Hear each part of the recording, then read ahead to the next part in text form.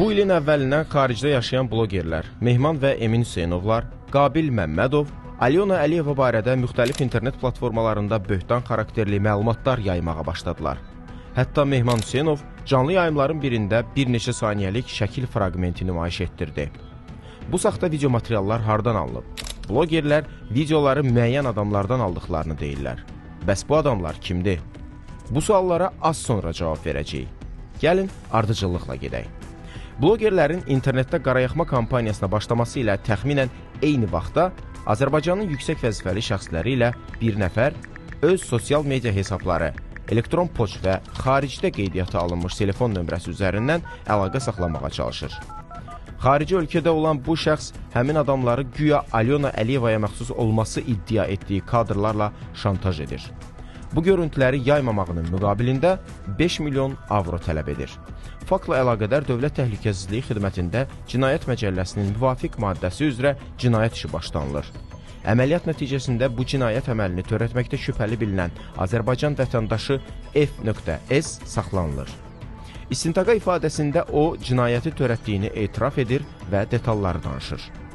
Qeyd edək ki, saxlanılan şəxslə bağlı məhkəmə hökmü olmadığından biz reportajda onun adını çəkmirik və üzünü də göstərmirik. Məhkəmə qərarı olandan sonra bu şəxsin kimliyi açıqlanacaq. 11 fevralda Mehman Hüseynovla mən əlaqə yaratmaq istədim və Facebook səhifəsində, Sancaq Media səhifəsində ona mesaj göndərdim ki, xahiş elədim ki, o mənə həmin bu xanımın şəxsi həyat videolarını göndərsin, yaxud şəkillərini göndərsin. Həmin günü, yəni çox qısa zamandan sonra Elman Əliyev və Zəki bəy Səlimov həmin materialları mənə atdılar. Və hətta Elman Əliyev mənə 2 video atmışdı və mən onları baxandan sonra mən inanmadım ki, bu doğru videolardır, bu fake videodur. Bu Mehman Hüseynovun ondan gələn, onun vasitəsilə yayılan videolardır.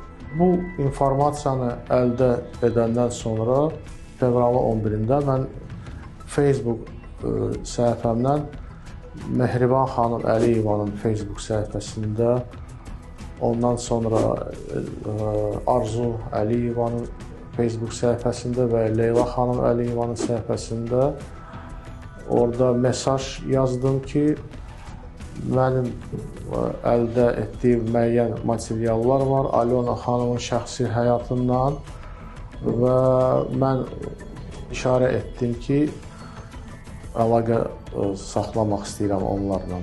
Ancaq heç bir reaksiya olmadığına görə fevralın 15-də mən görəndə ki, deməli, mənim mesajlarıma cavabı olmadı. Qərara gəldim ki, məktub yazım və Heydər Əliyev fonduna, saytına, ora girərək, orada müraciət bölməsində məktub yazdım, orada öz e-mailimi qoydum və telefon nömrəmi qoydum. Bu şərtlərimi təzədən təkrar elədim. Mənlə Messenger vasitəsilə onların adamları əlaqə saxlasınlar. Bunu eləməsələr, mən artıq bu informasiyanı, məlumatları bütün dünyaya yayacağam. Deməli, informasiya agentliklərinə,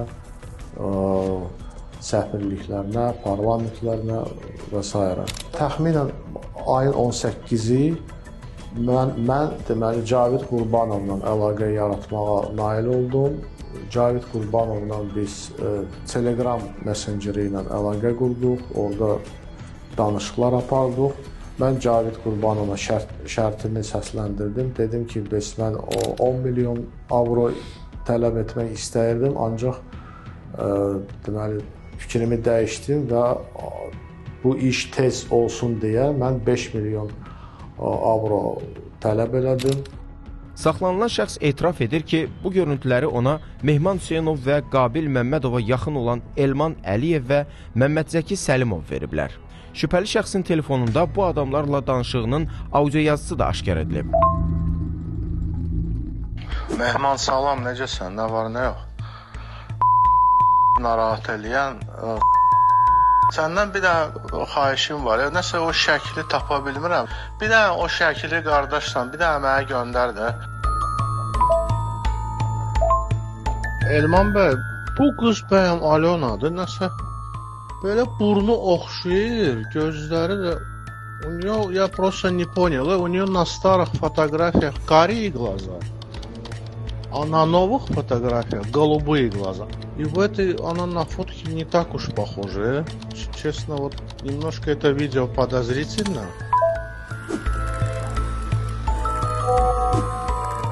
Я сейчас не дома, на улице. Я домой пойду, я тебе, сколько у меня фотка есть ее, который в Ютубе был, пошлю. Это не просто с улицы фотография, это очень, это целый большой сериал, оттуда фрагмент. То, что она, это 100%. Saxlanılan şəxsin telefonunda olan görüntülərin təhlili göstərib ki, onlar 18+ xarakterli saytlardan götürülüb. Kadrda olan isə bu tip saytlarda Amber Lulu ləqəbi ilə tanınan qadındır. Onun əsl adı, yaşadığı ünvan istintaqa məlumdur. Həmin qadının açıq sosial media hesablarında kifayət qədər şəkli var. Başqa sözlə, Alyona Əliyevaya qarşı aparılan bütün kampaniya böyük yalan üzərində qurulub. Bunu kampaniyanın təşkilatçıları, özlərini bloger adlandıranlar əlbəttə ki bilirlər. Onların belə davranışlarına qiyməti qoy hamı öz vicdanına uyğun formada versin. Amma bu işdə hələ bir sıra qaranlıq məqamlar qalır. Bu videoları özünü bloger adlandıran şəxslərə kim ötürüb? Saxlanılan şəxsin telefonunda tapılan audio yazının daha bir hissəsini təqdim edirik.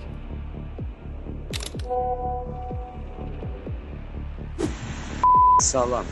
Başa düşmək lazımdır burada da. Yəni burada anlamaq lazımdır ki, düymə hardan basılır.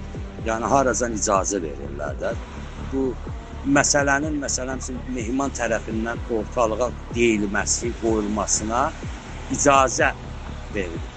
Başa düşürsən, bizə də icazə verilir ki, yəni bunu biraz qabardaq, biraz eləyək və yayaq, bunacan.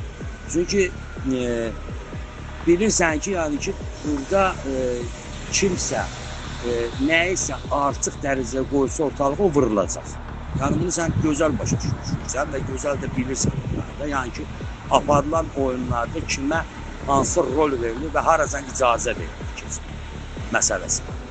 Bu çox geniş, dərin bir söhbətdir. Ona görə mən belə qısaca üzdən deyirəm. Çünki bilirəm ki, sən bunları bilirsən, ona görə səndən bu adı söhbət edirəm. Bu günləri biz, yəni ki, o icazə verilən xəttəcən gedirik də, oradan o önə keçəcək, bu çox olduqca çətin bir vəziyyət yaradır. Çünki bu rejimə artıq yuxarıdan düyməsi basılır ki, bu rejim dəyişilməlidir. İndi hansı formada, hansı formatda dəyişilməlidir? Sualı durur ortada. Yəni bizə icazə verəcəklərmi biz dəyişək, ya kimisə gətirəcəklər dəyişməyə? Ona görə mən həmişə söhbətlər nə deyirəm? Deyirəm, böyük siyasətin içində oyun qurmağı lazım, bacarmaq lazım. Əgər biz oyun qura bilsək bu böyük siyasətin içərisində, o başqa məsələ. Onda biz udarıq. Yox, oyun qura bilməsək, onda başa düşsən, cəmaatın gözünün qabağını elə bir insan çıxartacaqlar ki, onun ətəyində namaz hamı qılmağa hazır olacaq. İcazə verən kimdir? Hakimiyyət dəyişikliyinə qərarı kim verib? Öz təbirlərincə desək, yuxarıda oturan kimdir? Hansısa xaricdə oturan şəxs və qüvvə kimdir ki, Azərbaycanda hakimiyyət dəyişikliyinə qərar versin? Həmin qüvvəni güclü və qalib Azərbaycanın hakimiyyəti niyə qane etmir? Bu, artıq tamam başqa bir araşdırmanın mövzusudur. Sual yarana bilər ki, biz niyə bu mövzuda məhz indi danışmaq qərarına gəldik? Niyə görə biz buna qədər olan bu cür şantaj hallarından danışmamışıq? Əvvəl bu cür videolar peyda olanda sosial şəbəkələrin gücü, müasir texnologiyaların inkişaf səviyyəsi indiki kimi deyildi. Həmin zaman belə mövzunun efirdə işıqlandırılması, onun daha geniş yayılması demək idi. İndi isə sosial şəbəkələrin yayılma səviyyəsi, habelə bu cür videoların quraşdırılması texnologiyası güclü inkişaf edib və indi bu tip şantaj materialları artıq aktiv və geniş yayıla bilir. Məhz buna görə biz bu videonu təksib edən material hazırladıq. Hesab edirik ki, cəmiyyətdə tutduğu mövqedən, siyasi mənsubiyyətindən, cinsindən asılı olmayaraq heç kimə qarşı belə addımlar atılmamalıdır. Xüsusilə də qadına qarşı şantaj yol verilməzdir. Qadın Azərbaycan cəmiyyətində daim müqəddəsdir. Qızımızdır, anamızdır, bacımızdır. Bu, əsrlər boyu bizim milli dəyərimiz olub. Qadına ləkə atılanda, bu palçıq bütün cəmiyyətin üzərinə atılır. Bugün bir qadının ünvanına atılan iftira və böhtana göz yumacağıqsa, sabah bunun bütün cəmiyyətə yayılacağı ehtimalı var. Bunun qarşısını bugün hamımız, bütün cəmiyyət olaraq almalıyıq.